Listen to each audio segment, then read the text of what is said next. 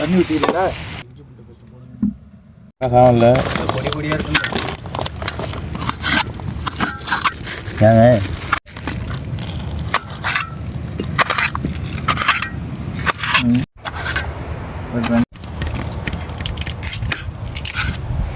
ஏங்க இந்த 1 மினிட் போதும். வெங்காயம் லாஸ்ட்டாக இஞ்சி பூண்டு பேஸ்ட் போடுங்க.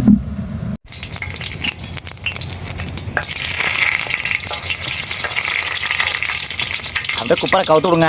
அதுதான் தலைவர் எல்லாத்தையும் என்கிட்ட குழந்தை பிடிச்சி வச்சிருக்காருன்னு பார்த்தேன். அப்படியே போட்டு விடுங்க. அவ்வளோதான். ஏலக்காய் நசுக்கி இருக்கேன்.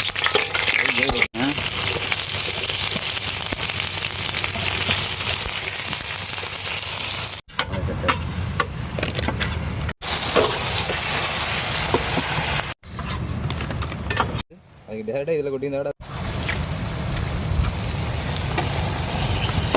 கலரே சரியாக இருக்குதா?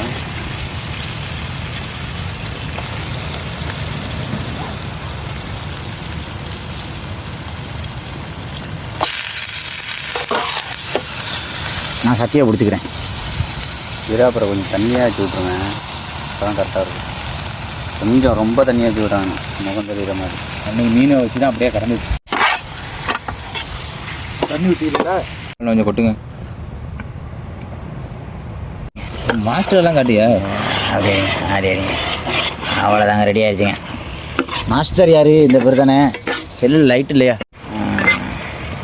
வந்துருச்சு. இதை கிண்டுறது யார்? இவர் வந்து மசாலா மாஸ்டர். தேங்காய் 200 தேங்காய், பச்சை மிளகா 150, இது எலுமிச்சம்பழம் 50, உப்பு 3 கிலோ வாங்கி, உப்பு 3 கிலோ, மிளகா அதில் ஒரு பைக்கு போட்டோம், கறி 60 கிலோ வாங்கிங்க. 4 பேர் சாப்பிட தானே? 60 கிலோ போதும். அப்புறம் கறிப்பட்டை பட்டைக்கிற 2 கிலோ. கம்மியாக சொல்கிறீங்க. 5 கிலோவா? அதெல்லாம் 10 கிலோ வாங்கிங்க. தாராளமாக போடலாம். மனசு வேணும். சரி. அப்புறம் தேங்காய் ஒரு 25 வாங்கிங்க. 25. அப்புறம் எலுமிச்சம்பழம் தான் 100 சொன்னேன். அப்போ கிலோ கோழிக்கறி எத்தனை கிலோ? கோழிக்கறி தான் 60 கிலோ சொல்லியிருக்காங்க. 60 கிலோ.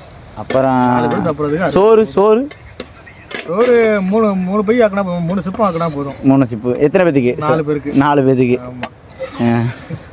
கமெண்ட்ல கறி ஊற்ற போகிறானுவோ. ஃபஸ்ட்டு சாப்பிட்டுட்டு பார்த்துங்க உப்பு கறிக்கு தான்.